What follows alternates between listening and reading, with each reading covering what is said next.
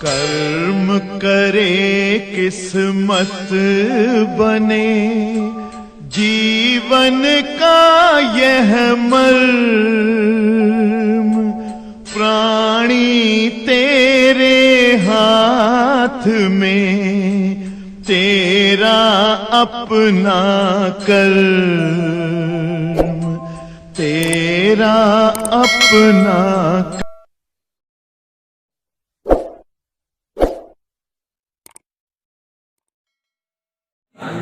प्यारे बच्चों, ऐसा समझो कि मान लीजिए अगर आपने इस चैप्टर को नहीं पढ़ा हो अभय मौर्य जी, तो भी आप लगा सको, कर सको।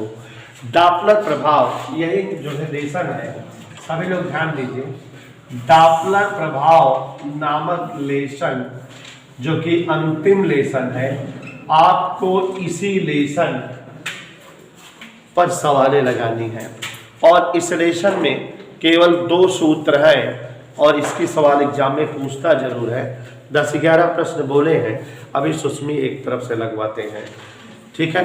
तो ध्यान से समझिएगा, आ जाएगा। हाँ, यहाँ ध्यान दीजिए, ऐसा समझिए कि सवाल लग जाए।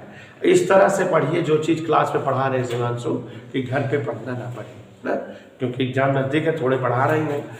तो देखो जरा, डॉपलर प्रभाव ध्वनि में होता है और प्रकाश में। तो ध्वनि में डॉपलर प्रभाव का एक अलग सूत्र है और प्रकाश में डॉपलर प्रभाव का एक अलग सूत्र है। तो 2 ही 3 सूत्र हमें पढ़ने हैं।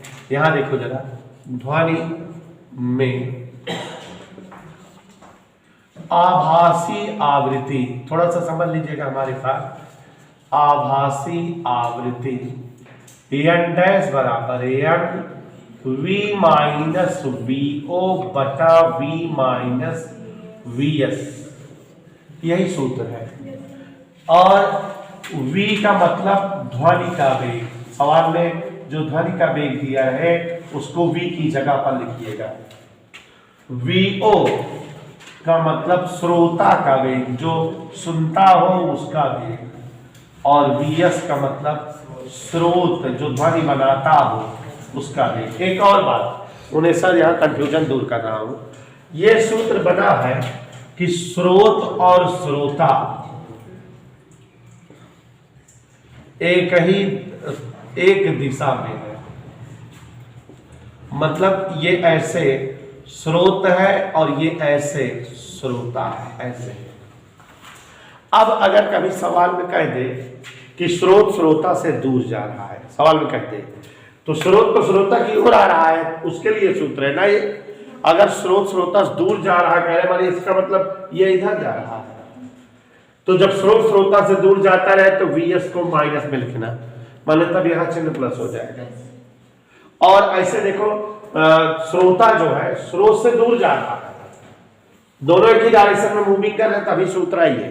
क्वेश्चन में कह दे कि श्रोता स्रोत की ओर आ रहा हो, श्रोता माने इधर आना रहेगा, तो vo वाला चिन्ह जो है बदल देना। समझ में आया? ये दोनों जब एक ही दिशा में मूव करते हैं तब का सूत्र है। चित्र देखो बनाए हैं, इसी से समझना। ध्वनि स्रोत और श्रोता एक ही दिशा में जा रहे हैं। अगर श्रोता इधर आए माने स्रोत की ओर आए तो चिन्ह बदल जाएगा, और ऐसे स्रोत दूर जाए तब बदल जाएगा, ठीक है? और जो नहीं, जो स्थिर रहेगा उसको हटा देंगे सूत्र में। जैसे कह दिया ध्वनि स्रोत स्थिर है, तो माने vs हटा देना सूत्र से, vs 0 हो गया, ठीक है? इसी सूत्र का प्रयोग करेंगे। प्रकाश में डॉपलर प्रभाव, तो प्रकाश में डॉपलर प्रभाव पर सवाल ही नहीं पूछी जाती, बस जान लीजिए।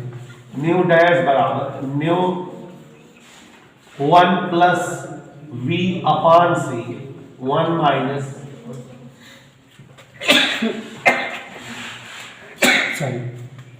सूत्रवा तो आप जानते रहिए, सवाल पूछी नहीं जाती। तो सूत्रवा यहां पर देखो जरा, न्यू का मतलब क्या है बेटा? आवृत्ति, वास्तविक। और वी का मतलब स्रोत या प्रेक्षक, जो देखता हो। दोनों के वेग को v से लिखते हैं। और c क्या है? प्रकाश का वेग। कोई डाउट बेटा? समझ आ रहा है? जो सूत्र यूज होता है वो ये है, डेल्टा लैम्डा बराबर V अपान C इंटू लैम्डा, डॉपलर विस्थापन। ये सूत्र पर सवालें आपको प्रकाश में मिलेंगे, तो इस सूत्र पर सवाल मिलेंगे और इस सूत्र पर। अब हम लोग सवाल पढ़ेंगे, सीरियल वाइज समझेंगे, अपने आप आने लगेगी। 10-11 सवाल हमने आपको बोला है, तो 1 2 एक तरफ से बोलिए बेटा, सवाल हम लगवाएं। तो बोलिए, कोई एक बंदा बोले, कोई क्वेश्चन बोलो, पहला ढूंढ लें। हाँ हाँ, एक गतिमान मनुष्य को स्थिर स्रोत की ध्वनि 5% ही प्राप्त होती है। हाँ देखिए जरा, प्रश्न पढ़ रहे हैं, सभी लोग ध्यान दीजिएगा। एक गतिमान मनुष्य को किसी स्थिर स्रोत की ध्वनि का तारकत्व, स्थिर स्रोत कह दिया माने Vs 0 हो गया। एक गतिमान मनुष्य को स्थिर स्रोत की ध्वनि का तारकत्व 5% गिरा हुआ लगता है, उसके गति की चाल और उसकी दिशा बताइए। ध्वनि की चाल 330 मीटर पर सेकेंड है। तो ध्यान दीजिएगा, उन्हें सब बेटा, ध्वनि की चाल V से लिखी जाती है 330 मीटर पर सेकेंड, उन्हें सब ध्यान देना। और स्थिर स्रोत स्थिर है, Vs 0 है। n डैश 5% गिरा हुआ माने 5% कम आवृत्ति प्रतीत होती है। 5n बटा 100 रख दो बेटा, वही वो तख्ते पर रख दो बेटा। 5% गिरा हुआ प्राप्त होता है।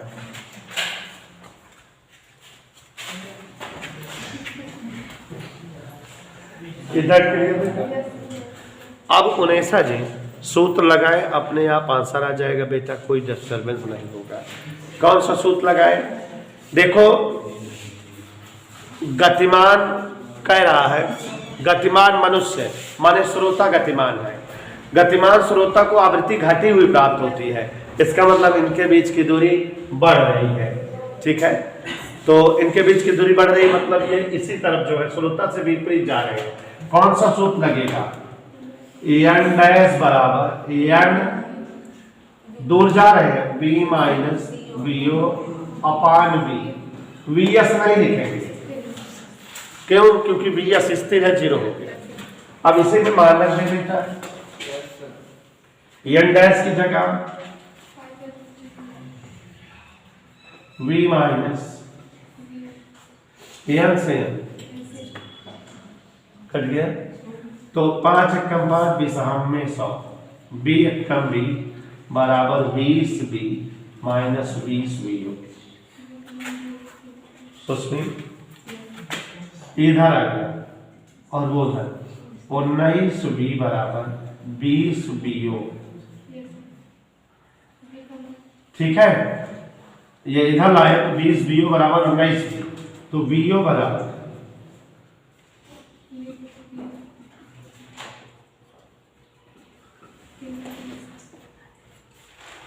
काट पीट सकते हैं, उड़ा करके 2 से भाग दे दीजिए, कोई दिक्कत बेटा? कर सकते हो। 16.5 ऐसे कुछ आ जाएगा, जितना भी आए आंसर हो जाएगा। ठीक है, उड़ा करके भाग दे दीजिएगा। अगला प्रश्न पढ़ो। जब कोई इंजन किसी श्रोता से दूर जाता है तो इंजन की सीटी की आवृत्ति वास्तविक आवृत्ति के 6/7 हाँ देखो जरा, प्रश्न ध्यान से सुनिए, टेक्निकल है।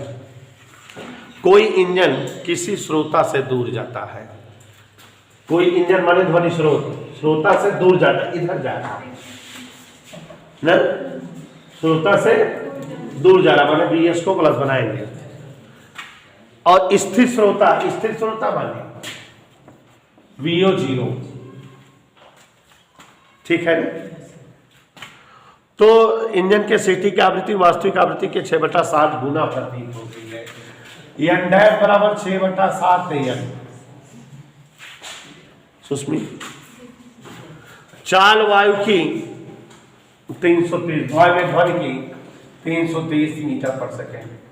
प्यारे बच्चों, सूत्र क्या होता है? n डैश बराबर एन वी अपान वी प्लस वी एस। देखो वीओ नहीं लिखे और इसका दिशा चूंकि उधर जा रहा है बदल दिए, प्लस कर दिए। मान रख दो बेटा 6/7 एन बराबर एन वी अपान एन से एन, ऐसे नहीं बोलते हैं। 7 वी बराबर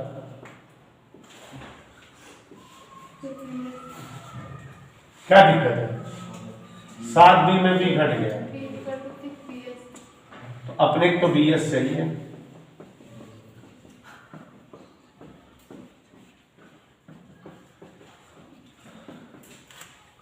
कोई डाउट बेटा? समझ है? अगला पढ़ो। एक मोटर कार 72 किलोमीटर प्रति घंटा की चाल से एक चौराहे की ओर आ रही है। इसकी हमारी की ध्वनि आवृत्ति चौराहे पर खड़े सिपाही को 260 हाँ रह जाओ। ये सवाल टेक्निकल है, इंपॉर्टेंट भी है, बड़ी भी है। ठीक है, पढ़े। एक मोटर कार 72 किलोमीटर प्रति घंटा की चाल से एक चौराहे की ओर आ रही है। उसके हॉर्न के ध्वनि की आवृत्ति चौराहे पर खड़े सिपाही को 260 हर्ट्ज सुनाई देती है। तो मोटर कार यहाँ पर जो है ध्वनि स्रोत है और कितने चाल से है? 72 किलोमीटर प्रति घंटा। मोटर कार चौराहे की ओर आ रही है, माने मोटर कार ध्वनि स्रोत है और श्रोता की ओर आ रही है। 72 किलोमीटर प्रति घंटा, 1 किलोमीटर प्रति घंटा बराबर 5/18 मीटर पर सेकेंड। 18 चौक 4 पंचे 20 मीटर पर सेकेंड उसकी चाल है और श्रोता स्थिर है। कह रहा है चौराहे पर खड़े सिपाही को, तो सिपाही बेचारा खड़ा है, माने श्रोता इज नॉट चलिंग, VO 0। ऐसे समझा? ये सवाल मान लाएगी तो हाँ ध्यान से देखा। आवृत्ति 260 हर्ट्ज, यही कह रहा है। एन डैश कितना प्राप्त होती है? आवृत्ति 260 हर्ट्ज मिलती है, उसको सुनाई देती है। वास्तविक आवृत्ति बताओ? चाल 332 मीटर पर सेकेंड है, यही ना बेटा? एन बताना है, चाल ध्वनि की 332। अब तो समझ गए सर? समझ गए ना? सूत्र लगा दे, एन डैश बराबर एन, वीओ मत लिखना, V अपान V माइनस।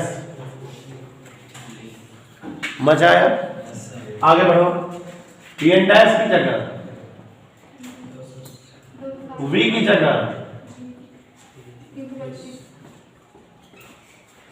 VS, तो 260 बराबर एन गुणे 332 20 गए। नहीं मानोगे तो एन बराबर 260 गुणे, कैलकुलेशन कर लीजिएगा, काट पीट कर लोगे बेटा। 244 आएगा।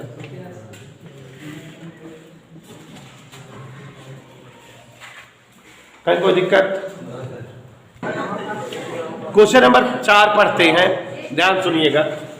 एक इंजन 1240 हर्ट्ज आवृत्ति की सीटी बजाता हुआ, कोई इंजन है, सवाल समझोगे तभी, नहीं तो माइनस प्लस गलत हो जाएगा तो उत्तर नहीं मिलेगा।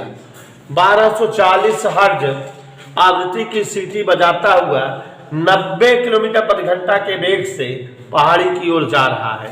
तो मतलब ये स्रोत है, स्रोत की वास्तविक आवृत्ति 1240 हर्ट्ज है और स्रोत की चाल भी दिया है।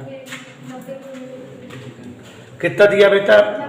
90 किलोमीटर प्रति घंटा। सभी लोग समझने का प्रयास करो। 90 गुणे 5/18, 18 95 55 25 मीटर पर सेकेंड।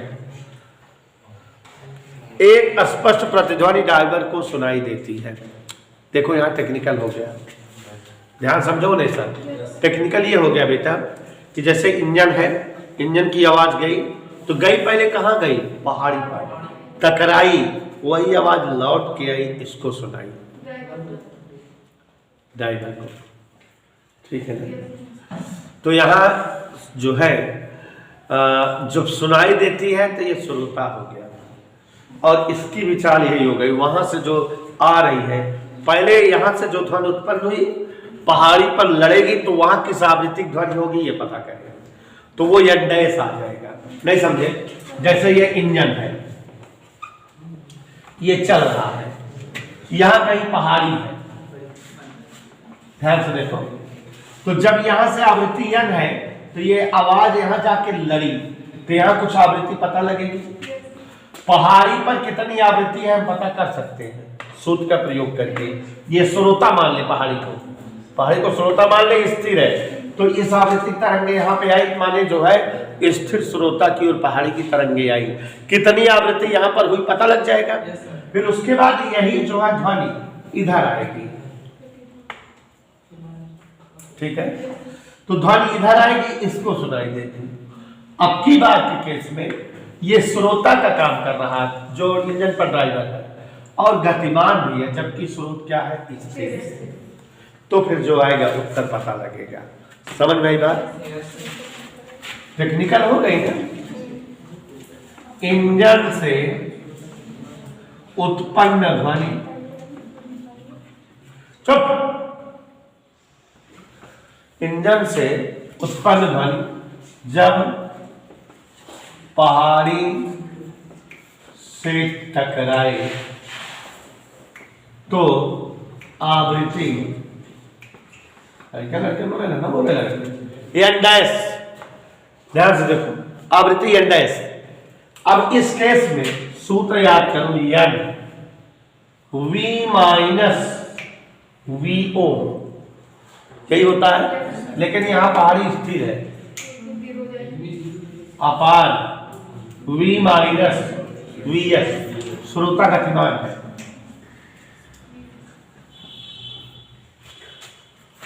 ठीक है, ये उत्तर नहीं होगा।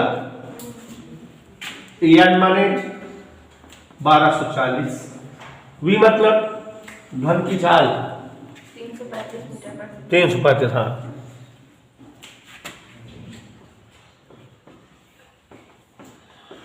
माइनस तो 1240 बटे 335 क्या है, 0 0 31 चौको 4 5 6 20 4 3 12 2 14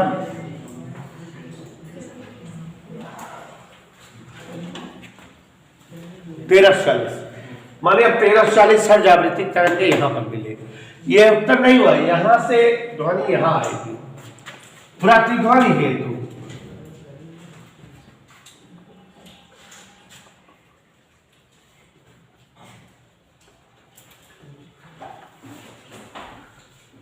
प्रतिध्वनि कहां आ रही है, यहां से यहां आ रही है, तो यहां पर यंडैस बराबर 1340, ध्वनि की चाल तो 335 है रहेगी, लेकिन यहां ये जो ध्वनि आ रही है यहां पर श्रोता स्थिर है, क्योंकि पहाड़ी यहां ध्वनि स्रोत हो गई है, और ये श्रोता गतिमान है, श्रोता स्रोत की ओर गतिमान है। -25 का है, माइनस कर दीजिए, क्योंकि याद करो स्रोत श्रोता दोनों एक ही डायरेक्शन, लेकिन ये उल्टा आ रहा है, ये श्रोता की ओर आ रहा है, ठीक है ना, स्रोत है और ये श्रोता है, ये ऐसे, इसको ऐसे जाना चाहिए था, ऐसे फार्मूले में रखते क्या होता है वैसा, V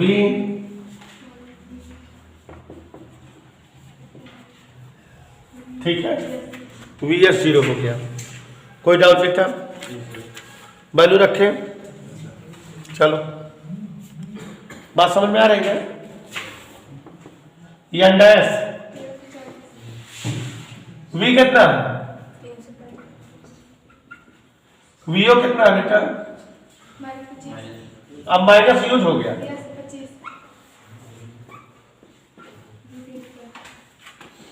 ठीक है, माइनस यूज कर लेंगे। 23 बाई 3 25। काट पीट लेना बेटा, कैलकुलेशन कर लीजिएगा, नोट करो। अगला क्या है बेटा? यदि इसमें श्रोता की गतिमान ध्वनि स्रोत की ध्वनि आभासी आवृत्ति की 5/4 प्रतीत होती है तो स्रोत की 4 तथा वर्तमान लहरी दिशा बताओ। यदि इसकी श्रोता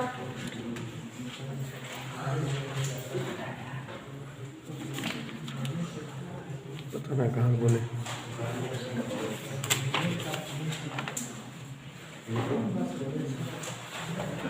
हाँ क्या बोले बेटा? यदि इसकी श्रोता की गतिमान ध्वनि स्रोत की ध्वनि की आभासी आवृत्ति वास्तविक आवृत्ति की 5/4 चल रहा है।